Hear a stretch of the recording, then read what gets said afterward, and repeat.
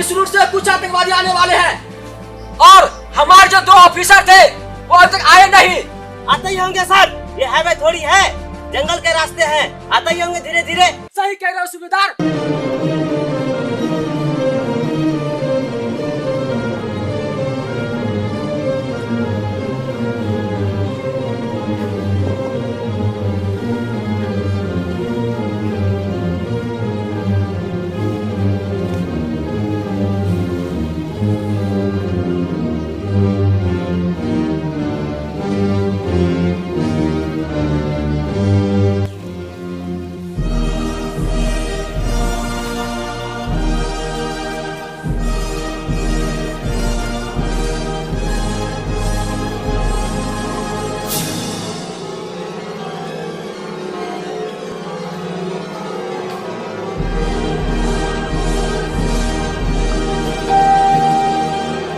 सूबेदार सत्यनारायण। यस सूबेदार।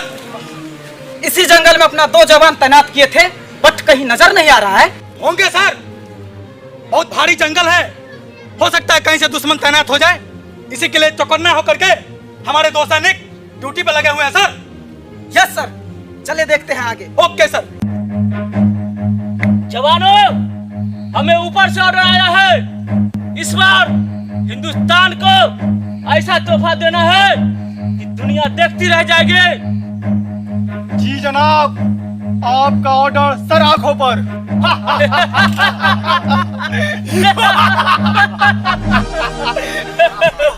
हिंदुस्तान को टुकड़ा टुकड़ा करना है और अपने आका को दिखाना है।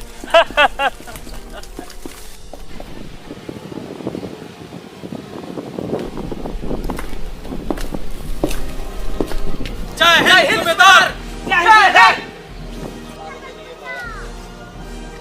सूबेदार प्रीतम। जी सर। अभी तक हमारे कर्नल साहब नहीं आए हैं। आते होंगे सर।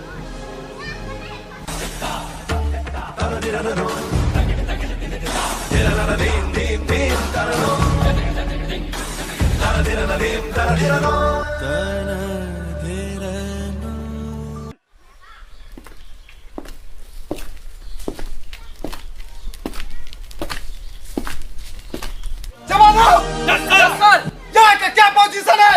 यहाँ तो पोजीशन ठीक है सर, जैसे हेडक्वार्टर से ऑर्डर आता है वो तो हम देख नहीं रहे हैं सर।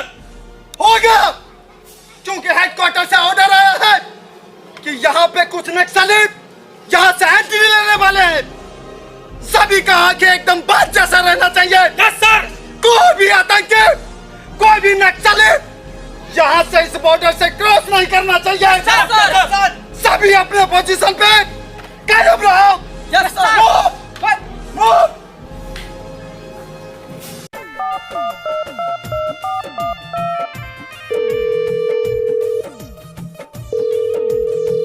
हाँ हेलो भाईजी गोर लागै छी। खुश रहू बाबू, केहन छी? ठीक छी, अहाँ अपन सुनाओ। हमहूँ ठीक छी बुआ, नाश्ता पानी केलहुँ? हाँ केलहुँ। हमहूँ कऽ लेलहुँ। भाईजी एकटा बात कहू। हाँ बाज ने पगली। परसू रक्षाबंधन छै, ध्यान अछि ने? हाँ हाँ, हमरा सबटा ध्यान अछि। अहाँ किया चिंता करै छी? हम किछु नहि जानू, एहि रक्षाबंधन में हमरा लेल नीक नीक गिफ्ट लेबै ने भाईजी? इहो कोनो बात छै पगली, अहाँ गिफ्ट लेते कि अहाँ रुसल छी? हम गिफ्टो लेने एबै अपन बउआ ले और संग संग कपड़ो भी लाए। और चिंता नहीं करू, कल हम सवेरे वाला गाड़ी धऽ कऽ अपन बहिन ले मिठाइयो लऽ कऽ एबै, ठीक छै ने? अच्छा बुआ फोन राखू, कियाक तऽ अखन ड्यूटी पर छी हम, ठीक ने? ठीक छै, प्रणाम भाईजी। खुश रहू।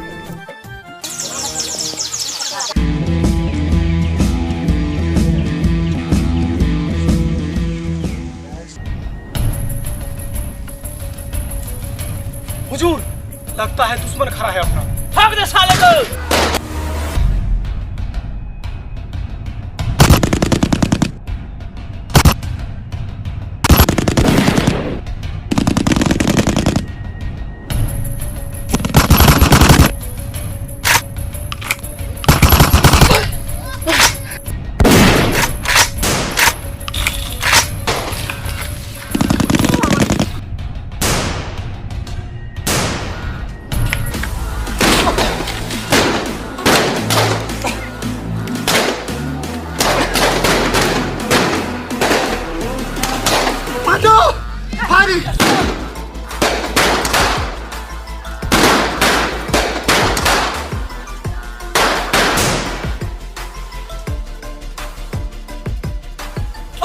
खत्म होने वाला था।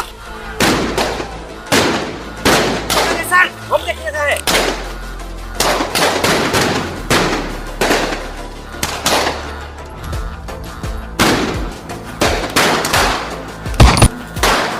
मारो साले को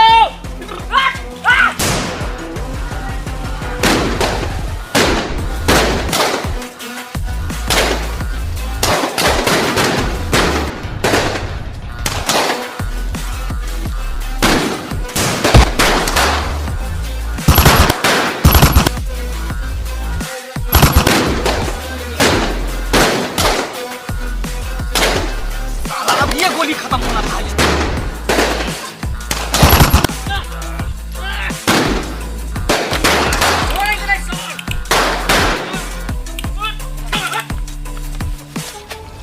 हुजूर गोली खत्म हो गया अभी। अरे गोली खत्म हुआ तो क्या हुआ? हथियार रहते साले को काट देते। सर गोली खत्म हो गया सर। चलो संभालते हैं एक एक को।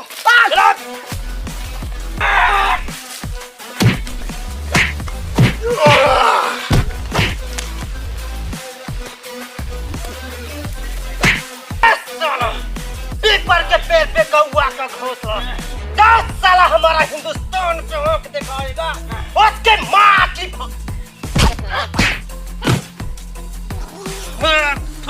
साला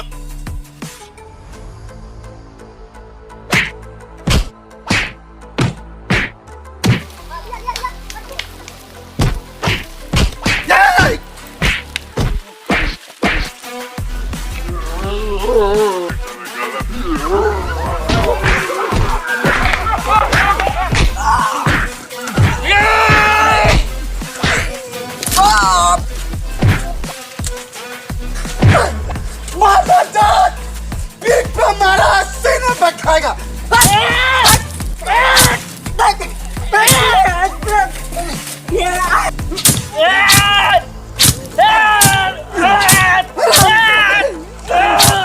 मेरे भारत माँ पे तुम नजर डालेगा।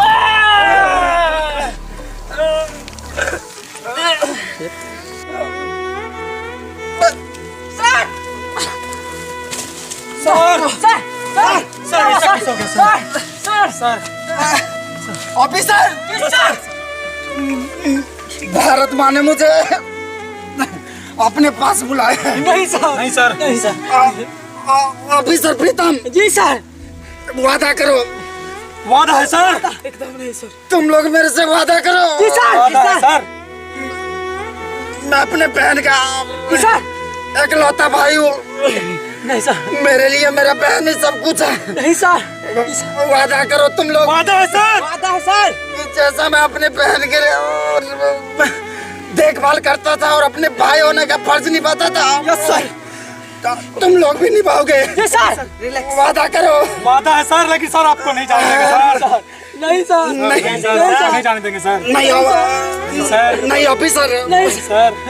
भारत माँ के लिए शहीद हो रहा हूँ। मेरे लिए इससे खुशी की बात और क्या हो सकती है। सर, नहीं सर। लेकिन तुम लोग वादा करो। वादा है सर कि मेरे बहन को भाई होने का फर्ज निभाओगे आप लोग। सर। नहीं सर। जय हिंद। एक फौजी का जिंदगी हमेशा खतरों से भरा रहता है। एक फौजी के लिए देश सेवा ही सबसे पहला कर्तव्य है। जैसा कि आपने देखा, एक भाई अपने बहन से वादा करता है कि मैं राखी पे आऊंगा और अपने भाई होने का फर्ज निभाऊंगा, लेकिन दुर्भाग्यवश उसी दिन कुछ आतंकियों का हमला होता है और उस हमले में हमारे फौजी भाई उस आतंकियों से लोहा लेते हुए शहीद हो जाते हैं। क्या बीतेगी उस परिवार पे, क्या बीतेगी उस बहन पे जिसका नौजवान भाई राखी के दिन शहीद हो जाते हैं। देखने के लिए बने रहिए इस वीडियो में। जय हिंद, जय भारत।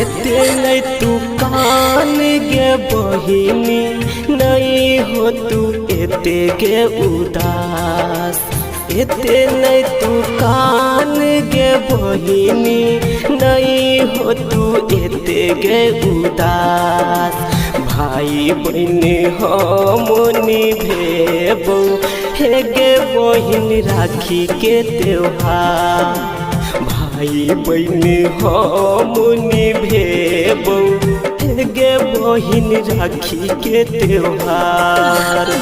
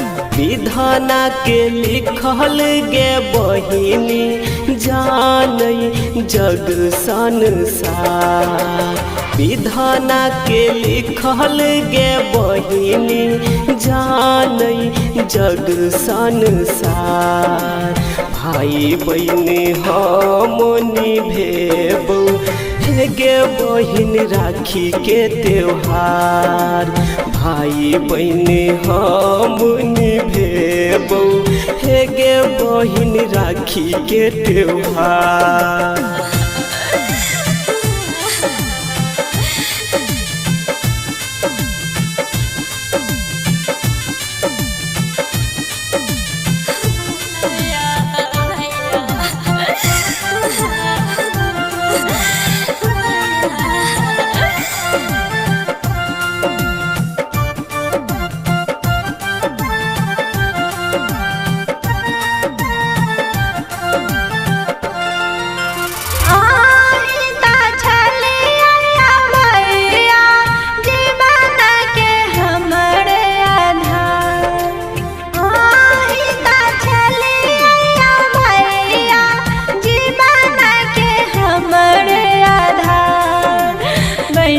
कठोर चली गेलिए केलिए नहीं कहनियो विचार बनी का कठोर चली गेलिए केलिए नहीं बहन पर विचार नूर अपन पोछ गे बहिनी सुन ले हमर पुकार नूर अपन पोछ गे बहिनी सुन ले हमर पुकार भाई बहन हमनी भेबो हे गे बहिन राखी के त्योहार बन का कठोर भाई बहन हमनी भेबो हे गे बहिन राखी के त्योहार।